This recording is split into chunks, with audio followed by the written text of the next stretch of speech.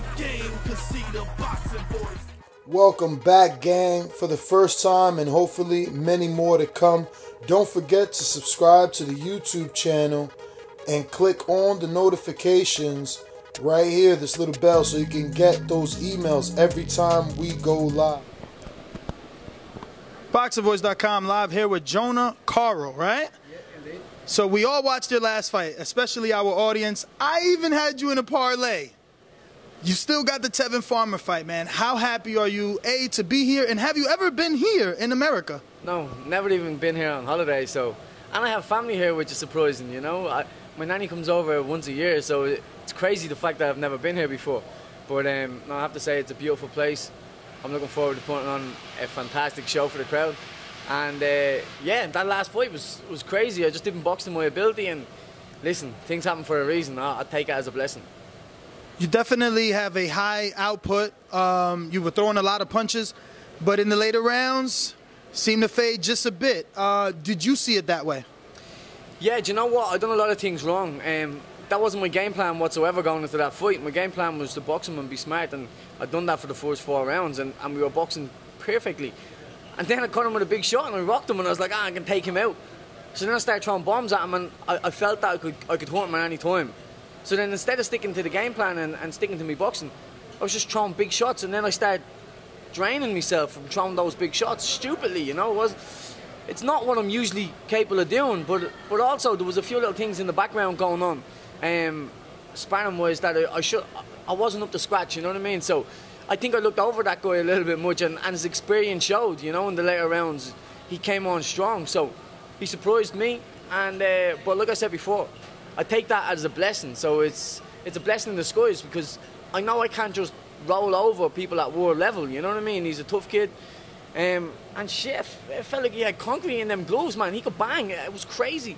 His arms were so long as well. It was freaky, you know what I mean? It was so weird. There was times I was missing, and he was catching me with silly counters that I really shouldn't have been getting hit with at all. But listen, like I said, I take that as a blessing, and I can learn from it. Every day is a skill day, so I took a lot from that fight. And now, without any form of disrespect, did you ever after that fight have a moment where you're like, damn, I fucked it up, like I'm not gonna get this title shot? Or was it always already in the cards, and you knew as long as you came out of there with a win or a draw, you would still get the win, the title shot versus Tevin? No, listen, I never once sat back and thought, oh, I'm not gonna get that fight. To be honest, I thought I was always getting this fight. It just makes sense, me and Tevin, you know. We've had a little bit of beef.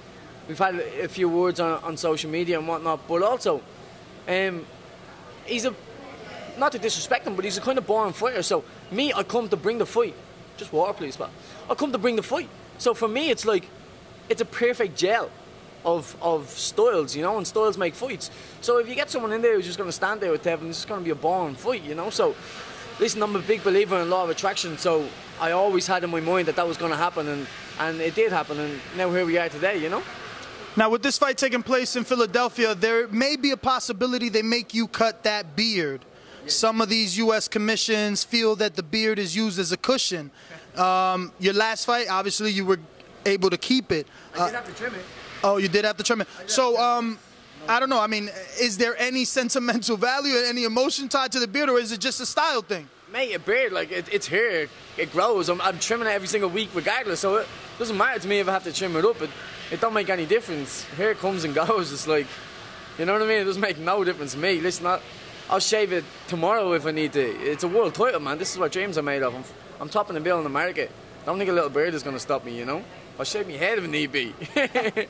For those fight fans, especially U.S. fight fans, because there was a lot of hype around your last fight, obviously because it was like a prelude, a build-up to this Tevin Farmer fight, so people were tuned in. How can you, I guess, change their minds on what they saw and have them still want to tune into your fight versus Tevin Farmer? I'm not looking to try change their mind. I'm just trying to be a world champion, you know what I mean? So it's their choice whether they tune in or not. Like, I'm not putting a gun to their head and saying, tune in, watch me. There's going to be beef at this press conference. I can't wait to slag Tevin and get under his skin a little bit.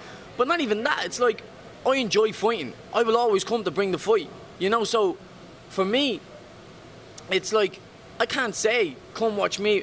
All I am is, I wear my heart on my sleeve. So for me, you get the purest of me. Every single time I'm in that ring, a little bit of me dies in that ring. You know what I mean? I put my heart and soul into this sport.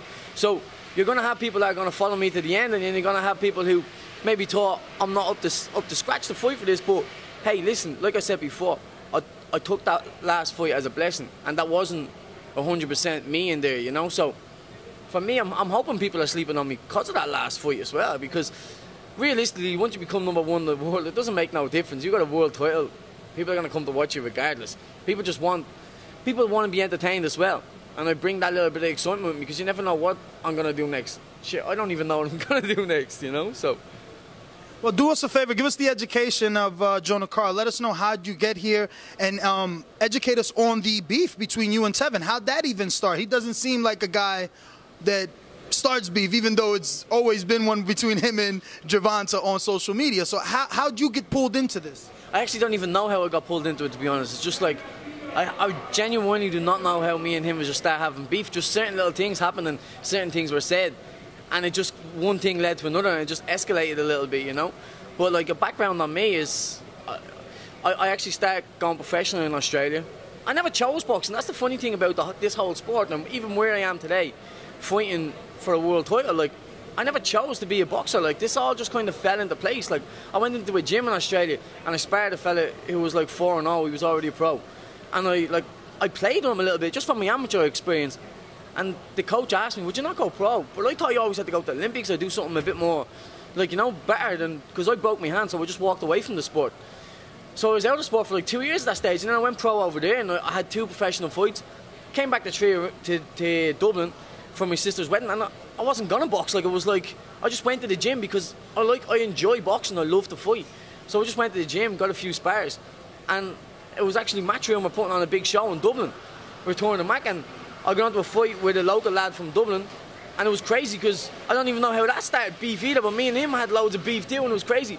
And he ended up throwing a headbutt, and he got disqualified, and it was crazy. But for me then, I got from that fight onto this thing called Prize Fighter that Matchroom does. It's 3 fights in one night. I won that, earned myself a nice few quid, and I bet like a British champion, a European champion, and someone like a Southern area champion. I don't know what else though that fella had. But at the same time, that was my 3rd professional fight. And I was only ever doing like 3 and 4 round fights, kind of, you know. So for me to be able to do 3 fights in the one night and come away with the victory, I just kind of burst onto the scene. And then from there on, like, it just snowballed. One thing led to another, and it was like, well, like I said, here I am today. I don't even know how I got here, but shit, I'm here, and I'm happy that I'm here. But it's great because it directed my life in such a positive path, whereas before I was going down a bit of the wrong road. And now, here I am today, fighting for a world title, topping the bill in America. This is what dreams are made of, you know what I mean? It's like there's someone upstairs just pulling a few strings from me, but shit, I ain't complaining. Wonderful story. And since it wasn't your dream, what reassures us you're going to give it 100% in training camp, that you're not just here for the ride, you're not here for the check? How do we know you truly want to be champion, since it wasn't your dream to be champion?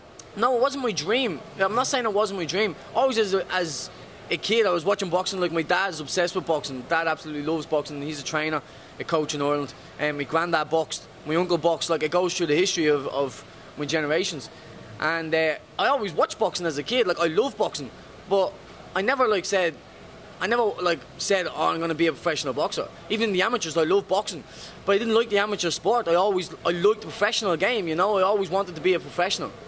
But like, to be fighting for a world title, it's like, this is what my dream was. As a kid, like, this is part of my dream. You're watching Rocky as a kid and you're going there and punching the bag. Like, my dad was that kind of obsessed with boxing as a kid. I had a boxing bag in my room, I had a floor-to-ceiling ball, and I had a speed ball. So like, I wasn't even in a boxing gym at this stage. This was just like my dad's gym, but it was my bedroom as well, you know what I mean? It was crazy. My bed was actually underneath the bag, so when I woke up in the morning, it was like hitting off the bloody bag, like, hanging, going to school, you know what I mean? It was crazy, but boxing has been a part of my family for generations. So for me, listen, if you watch any part of my fights, you know I come giving it 100%, you know. And the thing is as well, I'm almost like one of them that I will overtrain if I'm let overtrain, because I love the sport. I'm always in the gym.